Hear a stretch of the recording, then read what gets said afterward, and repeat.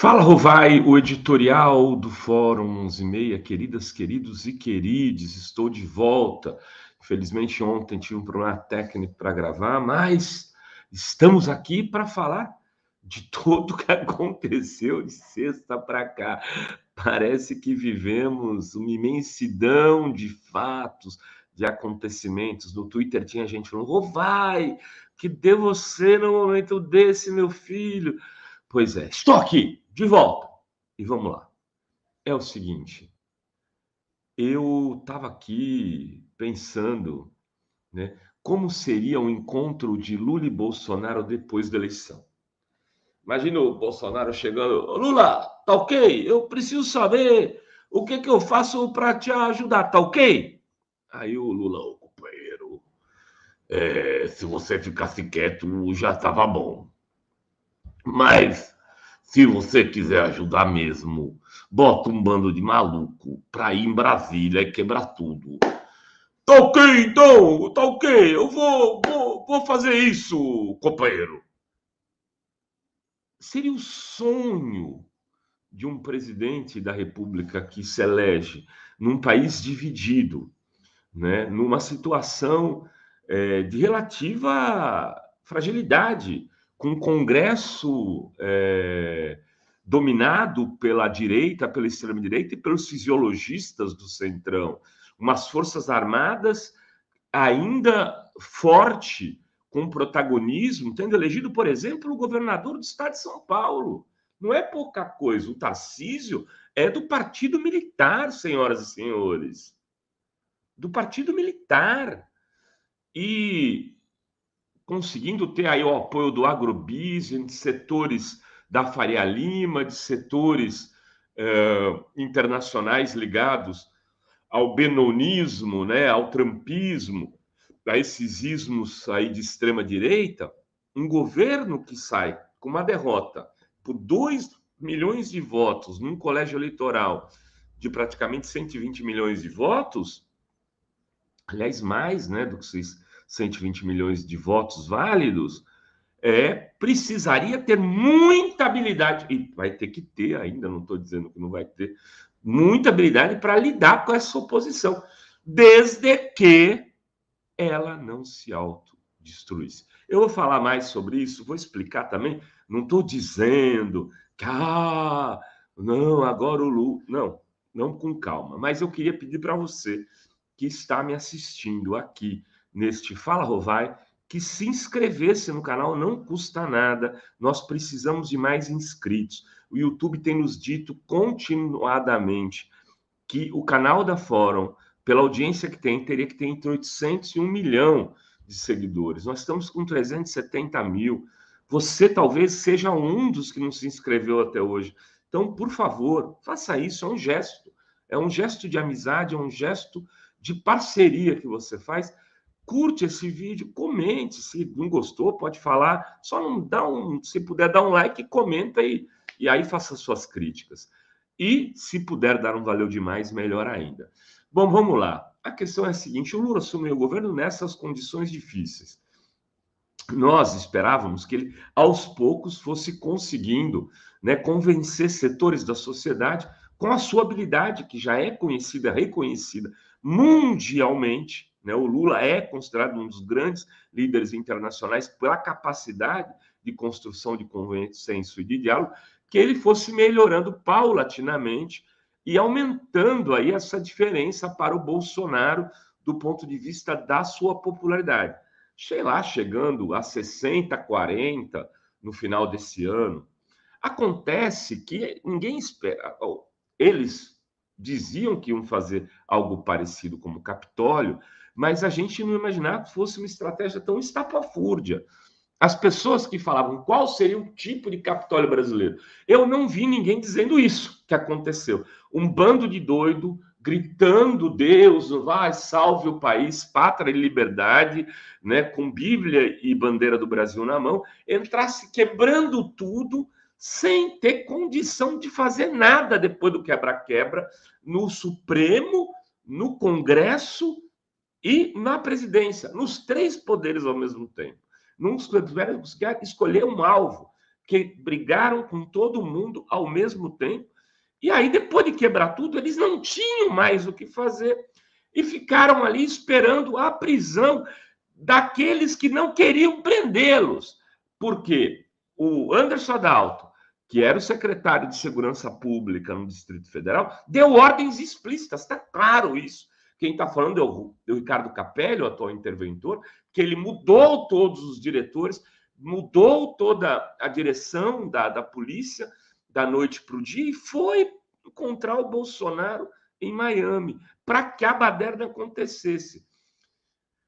E aí eles esperaram para ser presos. Hoje tem 1.000 e poucos presos. A sociedade, boa parte da sociedade, que não está absolutamente intoxicada pelo bolsonarismo, percebeu que se trata de um bando de loucos.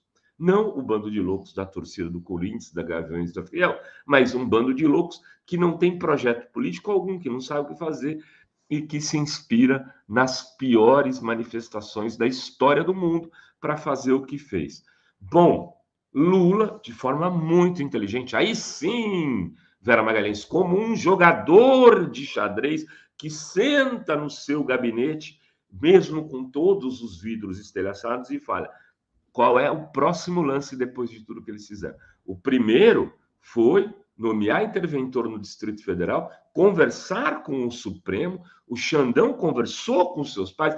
A decisão monocrática do Xandão, não sejam idiotas, não sejam imbecis, não vocês que estão me assistindo, esses que falam, né? Que ele tomou a decisão sozinho, ele conversou com os pares dele, e aí os caras decidiram o seguinte: é para fazer o afastamento do governador Ibanez. Afastou Ibanez, Lula interviu na Secretaria de Segurança Pública de Brasília e, no dia seguinte, Xandão decreta a prisão de Anderson Adalto e pede para o Bolsonaro: ó, vem cá ver as suas contas, interdita contas.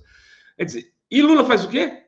Lula chama os 27 governadores e reúne todos num pacto federativo que nunca ocorreu na história do Brasil. Em 117 mil anos, tô brincando, tocou o celular, a gente desconcentra, né?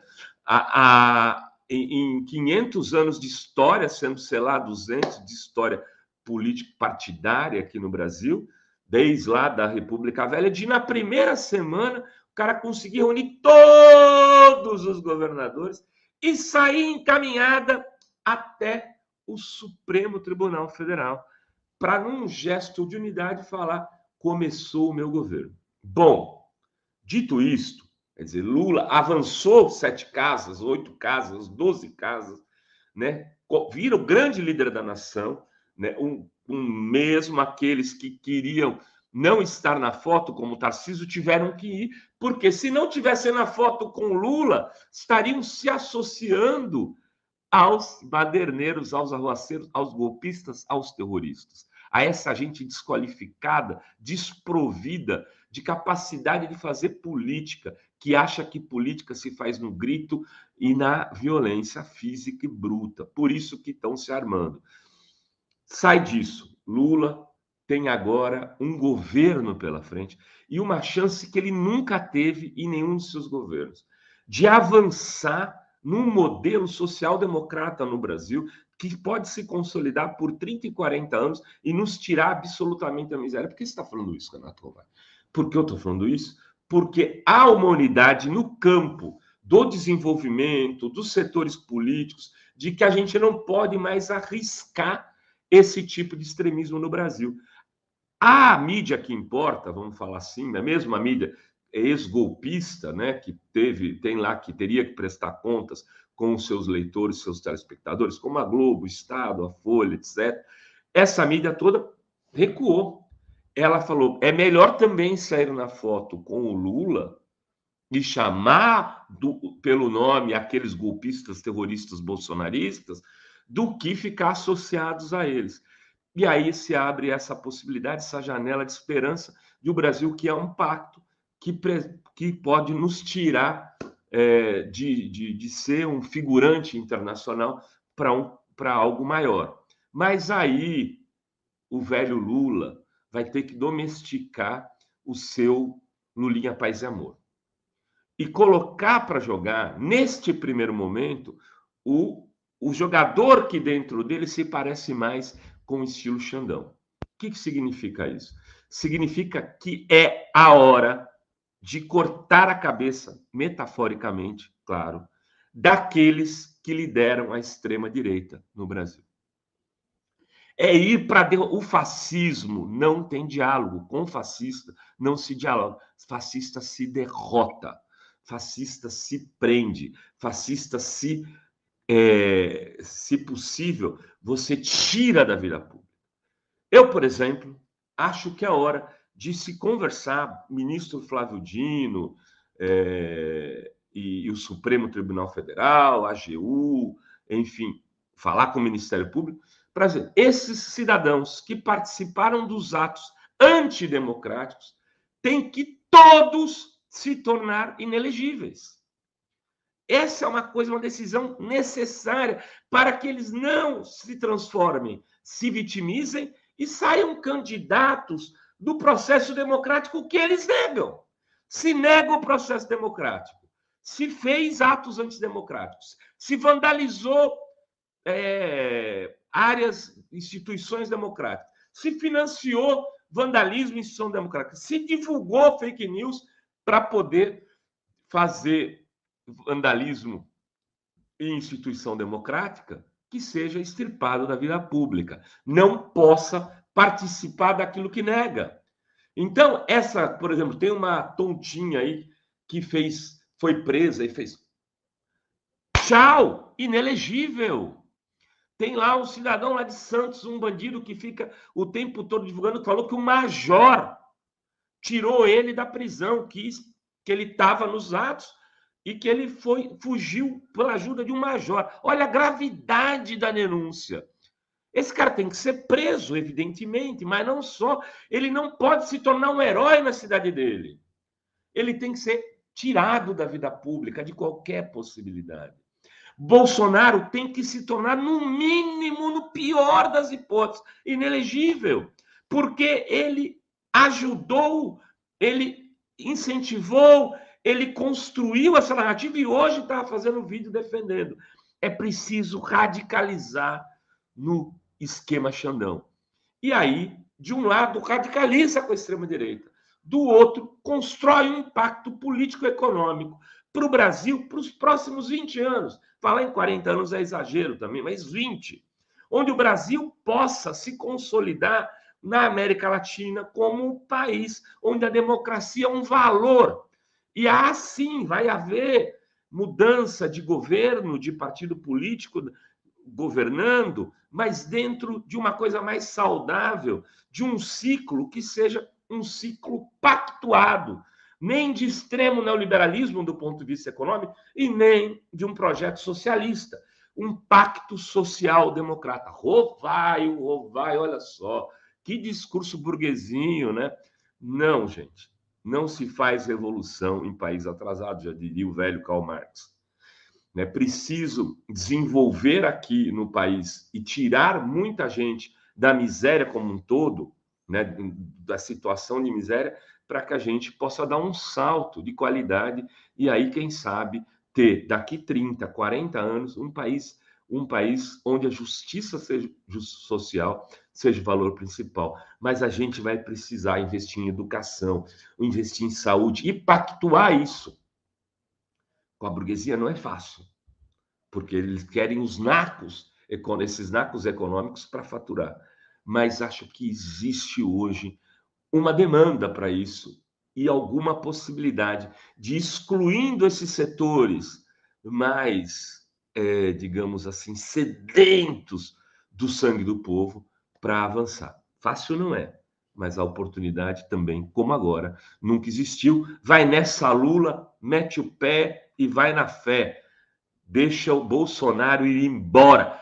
Seguimos, gente. Era isso que tínhamos para hoje nesse Fala Rovai. Beijos, beijos e beijos a todas, todos e todes. Valeu!